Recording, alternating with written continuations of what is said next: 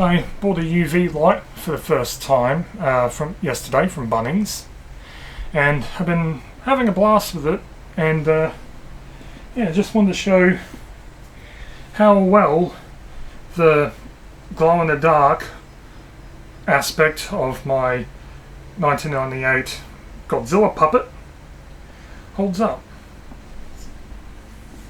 I'm just going to turn off the light.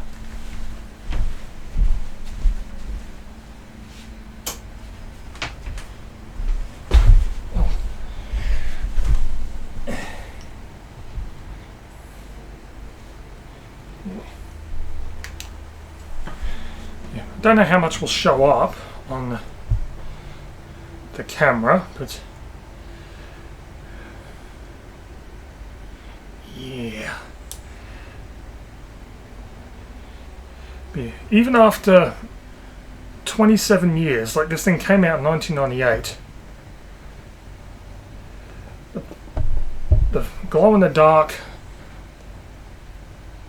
still holds up quite well. Again, I'm not sure how much is showing up on my camera, but just really get it charged up. Yeah.